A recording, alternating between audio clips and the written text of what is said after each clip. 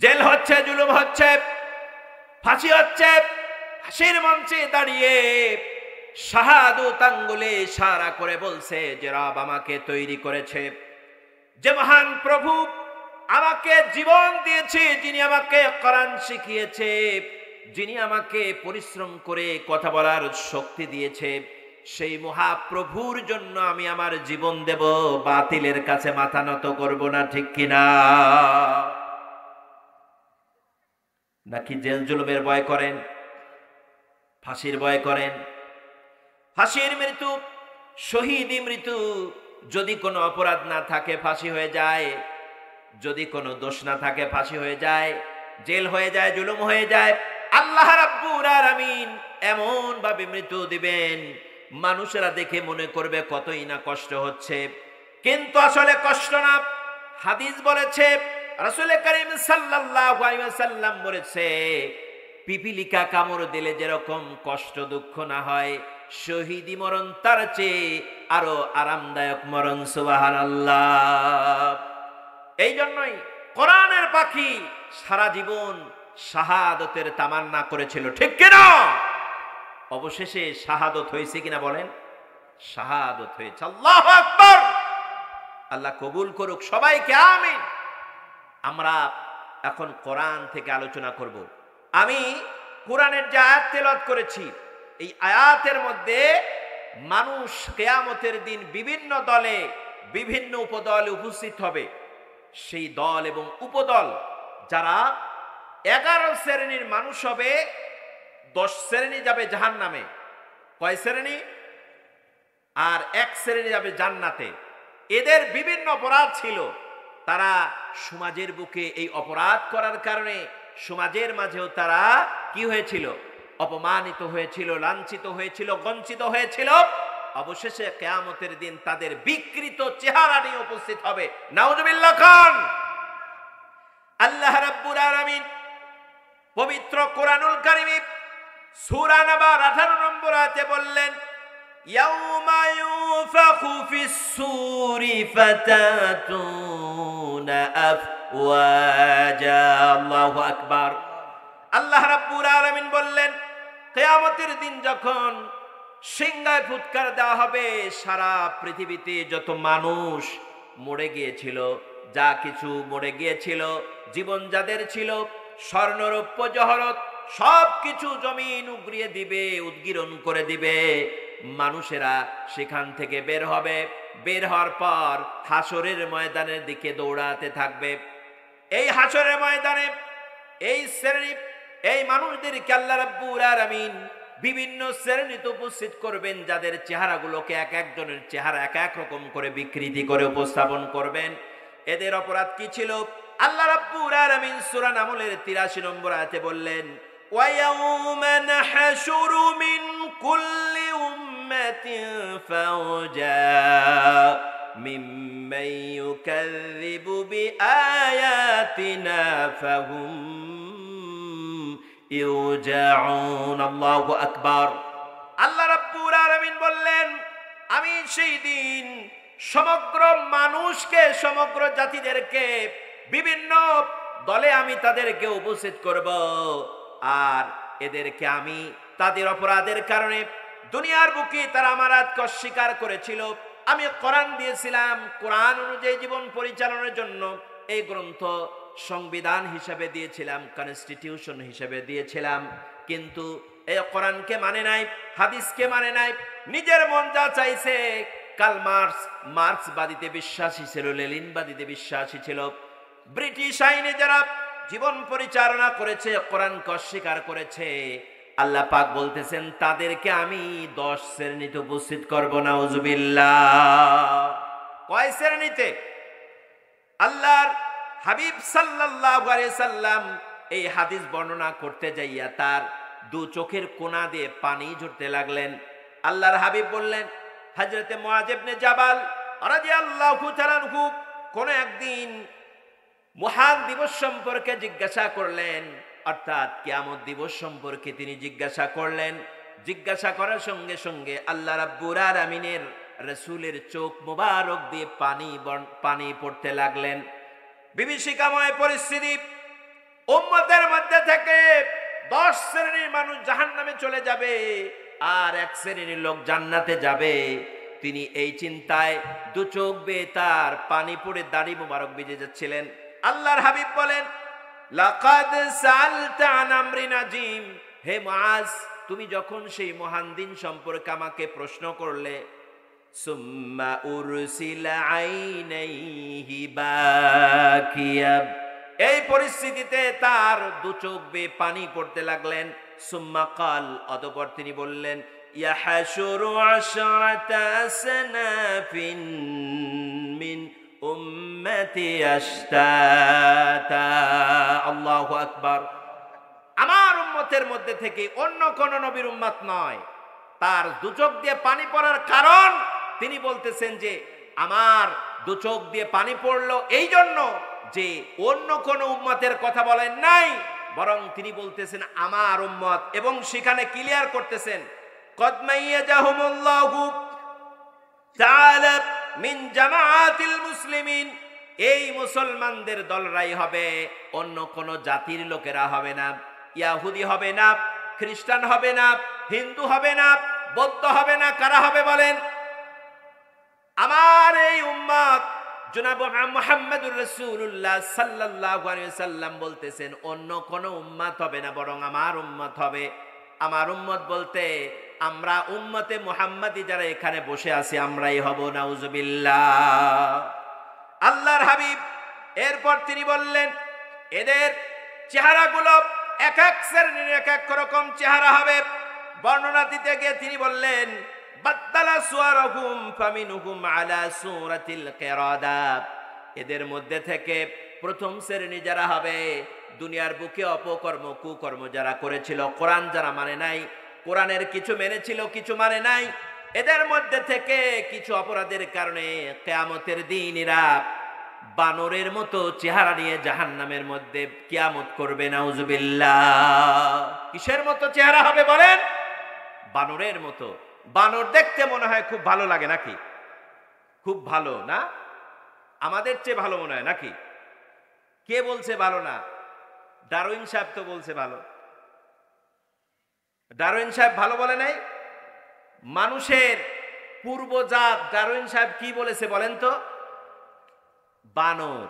তাহলে সেই বানরই তো ডারউইন সাহেবের মতে ভালো। আপনারা যারা ডারউইন সাহেবের চেহারা দেখেছেন এই মুহূর্তে চোখ বুলান তো, ডারউইন সাহেবের চেহারা, এই চেহারাটুকু কার মতো দেখা যায় বলেন তো?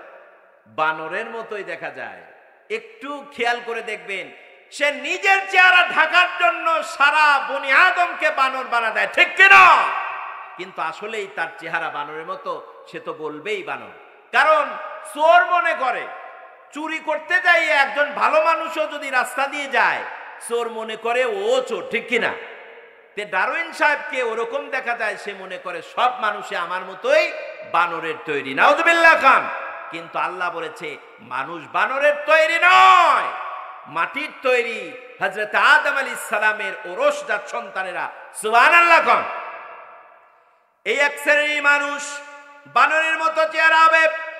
এদের কাজ সম্পর্কে আল্লাহ রাসূলুল্লাহ সাল্লাল্লাহু আলাইহি সাল্লাম বললেন, এদের কাজ ছিল আল কাত্তাতু মিনান নাস, ইয়ানি আন-নাম্মাম। দুনিয়ার বুকে এরা মানুষের নিন্দা চর্চা করে বেড়াতো, গীবত করে বেড়াতো, চগলখড়ি করে বেড়াতো। আল্লাহর হাবিব সাল্লাল্লাহু আলাইহি সাল্লাম বললেন, যারা দুনিয়ার বুকে চগলখড়ি করে বেড়াবে, দুনিয়ার বুকে যারা মানুষের নিন্দা করবে, পরনিন্দা করবে, একজনের মেয়ের বিয়ে ভেঙে দেওয়ার জন্য বিভিন্ন কুপরামর্শ দেয়, মেয়ে দেখার জন্য যারা আসে তাদের ছেলে পক্ষদেরকে খারাপ খারাপ গল্প গুজব করে দুর্নাম দুর্নীতি করে মেয়েদের বিবাহ ভেঙে দেয়, এক শ্রেণীর মানুষ আছে না নাই?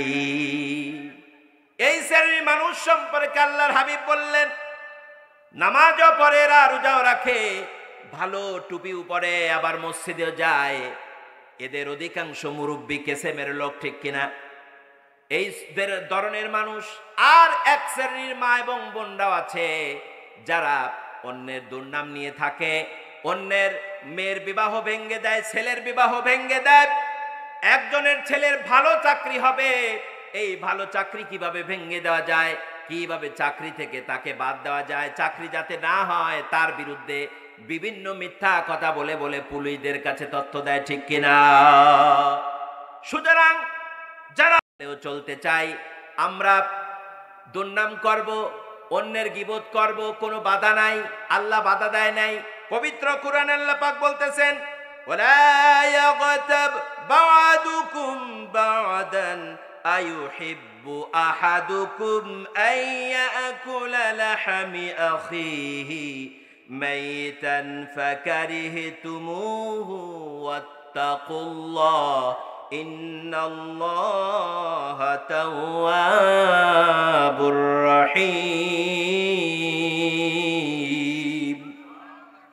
আল্লাহ পাক বললেন, কোনো সমস্যা নাই, তুমি গীবত করো। একে অপরের গীবত করতে নিষেধ করছে, কিন্তু আল্লাহ রাব্বুল আলামিন বলতেছেন তুমি গীবত করো। আয়ুহিব্বু আহাদুকুম আইয়াকুলা লাহমি আখিহি মাইতান, তুমি তোমার নিজের আপন মৃত ভাইয়ের গোশত যদি তুমি খেতে চাও, তোমাকে বাধা দেওয়া হবে না, বরং তুমি গীবত করে বেড়াও, অথচ তুমি তোমার নিজের মৃত ভাইয়ের গোশত খাওয়াকে তুমি নিজেই অপছন্দ করো, ঠিক কিনা? সুতরাং দুনিয়ার বুকে, সমাজের বুকে যারা মিথ্যা রটনা করে, যারা বিবাহ ভেঙ্গে দেয়, ছেলের বিয়া ভেঙ্গে দেয়, মেয়ের বিবাহ ভেঙ্গে দেয়, চাকরিতে প্রতিবন্ধকতা হয়, একজন বিকলাঙ্গ মানুষের দুর্নাম দুর্নীতি করে, প্রতিবন্ধী যারা তাদেরকে বিভিন্ন খারাপ ভাষায় কথা বলে, যারা কিয়ামতের দিন এই শ্রেণীর মানুষদেরকে আল্লাহ রাব্বুল আলামিন বানরের চেহারা দিবেন, নাউজুবিল্লাহ।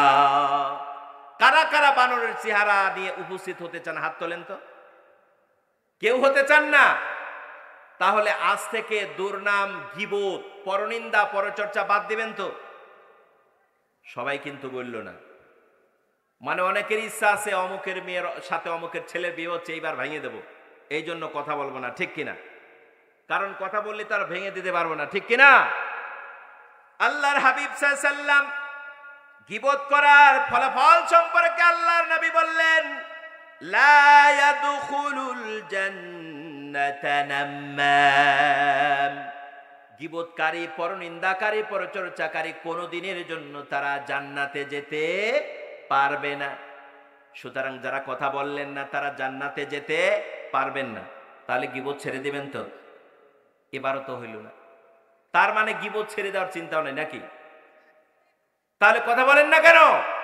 গীবত ছাড়বেন কারা? হাত তুলে দেখান।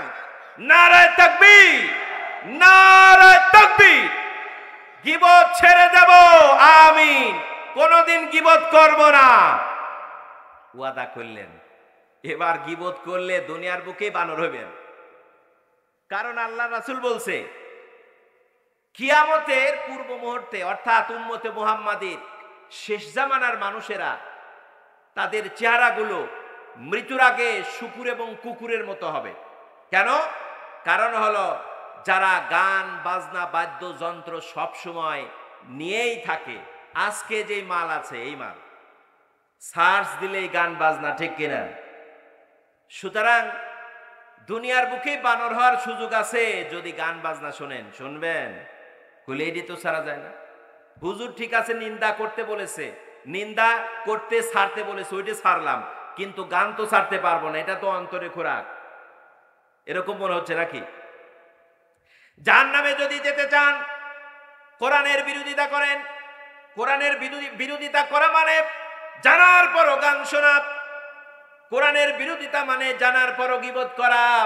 মা এবং বোনদেরকে উদ্দেশ্য করে বলি, মা এবং বোনেরা, এই দুনিয়ার বুকে আপনাদের আমাদেরকে আল্লাহ সম্মান দিয়েছে, মর্যাদা দিয়েছে, কিন্তু এই সম্মান মর্যাদা নিয়ে যদি আমরা কিয়ামতের দিন উপস্থিত না হতে পারি, তাহলে আল্লাহর কোনো যায় আসে না, বরং আমরা নিজেরাই জাহান্নামের মধ্যে চলে যাব, ঠিক কিনা? সুতরাং দুর্নাম ছেড়ে দিতে হবে, পরনিন্দা ছেড়ে দিতে হবে, পরচর্চা ছেড়ে দিতে হবে। আল্লাহ নবী সাল্লাল্লাহু আলাইহি ওয়াসাল্লাম কি মেরাজ রজনীতে গীবতকারীদের পরিস্থিতি সম্পর্কে দেখানো হলো, লাম্মা উরিজা বি মারাতু বিকাউমিন লাহুম আসফারুম মিন নুহাসিন। আল্লাহ রাব্বুল আলামিন তার নবী মুহাম্মদ সাল্লাল্লাহু আলাইহি ওয়াসাল্লামকে সেই মেরাজ রজনীতে জাহান্নামের মধ্যে নিয়ে গেলেন। সেখানে যা দেখলেন জাহান্নামের মধ্যে এক শ্রেণীর লোকগুলোর হাতের নখগুলো অর্থাৎ আমরা গ্রাম্য ভাষা অনেক জায়গায় আমাদের এলাকায় বলি চারা, আপনাদের এলাকায় কি বলে? চারা। আল্লাহ রাব্বুল আলামিন সেই জাহান্নামের মধ্যে এক শ্রেণীর মানুষদেরকে দেখলেন, মুহাম্মদ সাল্লাল্লাহু আলাইহি ওয়াসাল্লামকে দেখালেন যে তাদের চারাগুলো রৌপ্যের তৈরি, তাদের চারাগুলো বিভিন্ন ভাবে তামার তৈরি, শক্ত শক্ত। এই তামার তৈরি চারা দিয়ে তারা নিজেদের চেহারার উপর খামচাচ্ছে আর নিজেদের এই বুকের উপর চামড়ায় চারাগুলো দিয়ে, নখরগুলো দিয়ে, শক্ত নখরগুলো দিয়ে তাদের বুকগুলো চাপড়ে ধরেছে, খামচা ধরে।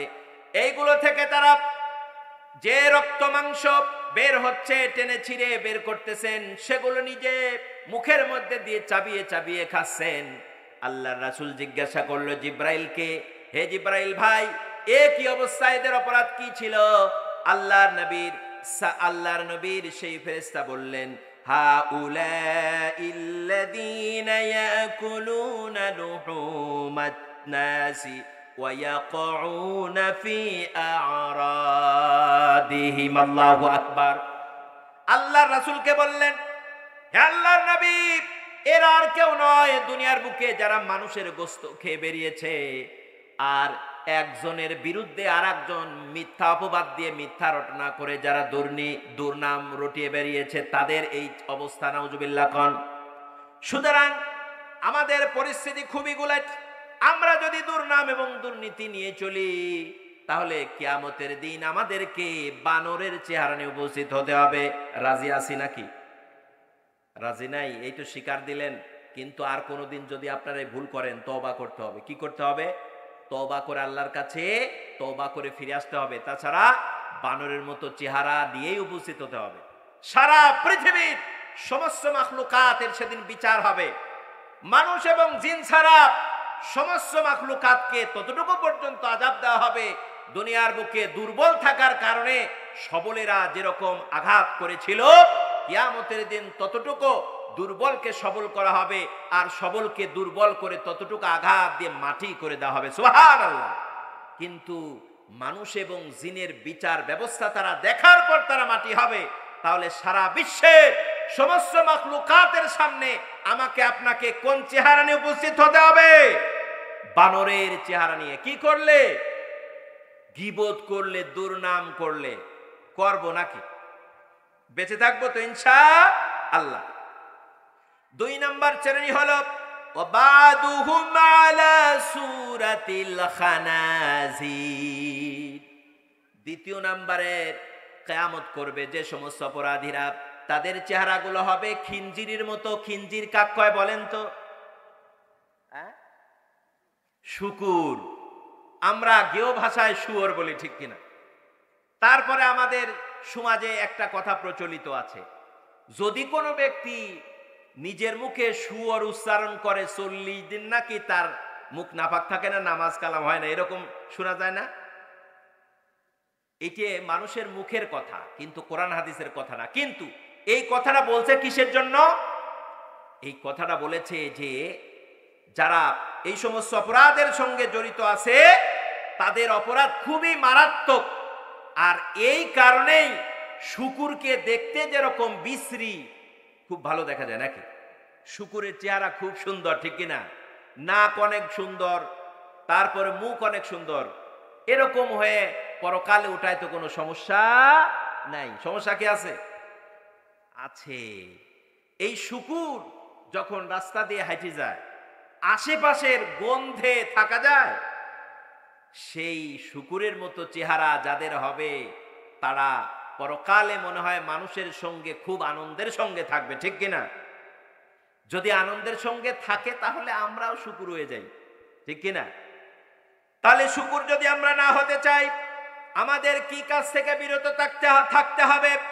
আল্লাহর রাসূল বললেন, ওয়াম্মাল্লাযীনা আলা সূরাতিল খানাজির ফাআহলুস সুহতি ওয়াল হারামি ওয়াল মাকাস ওয়াল সুহুত। আল্লাহর হাবিব বলছে, যারা খিনজিরের চেহারা নিয়ে উপস্থিত হবে, তারা এই দুনিয়ার বুকে হারাম ব্যবসা করবে। কি ব্যবসা করবে? হারাম ব্যবসা করবে, হারাম উপার্জন করবে, হারাম কাজের সঙ্গে জড়িত হবে, ভালো কাজে বাধা প্রদান করবে। এরপরে যারা বিভিন্ন হাট বাজারগুলোতে, তারপরে বিল বাঙ্গরগুলোতে খাজনা তুলে বেড়ায়, আছে না নাই? এদের সম্পর্কে আল্লাহ রাসূল বলেছে আমার কোনো অপরাধ নাই।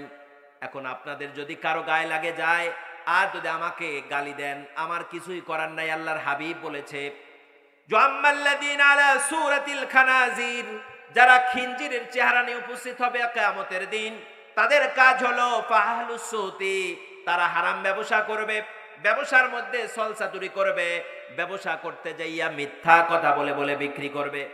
আল্লাহর রাসূল বলেছেন কিয়ামতের দিন আমি তাদের সঙ্গে কথা বলবো না, এমনকি তাদের দিকে তাকাবো না, এবং তাদেরকে আমি পবিত্রও করব না। যারা নিজেদের পণ্যদ্রব্য বেচার জন্য মিথ্যা শপথ করে করে সম্পদগুলো বেচে, নাউজুবিল্লাহ। বেচার সময় বলে ভাই এই জিনিসটা তো আমার 400 টাকা দিয়ে কিনা, আসলে কিনা 200, বলে 400, আপনি যদি 420 দেন 20 টাকা লাভ দিয়ে আপনাকে দিয়ে দেব, হয় কিনা? এরকম মিথ্যা কথা বলে যদি আপনি বিক্রি করেন, কিয়ামতের দিন কিসের চেহারা নিতে হবে?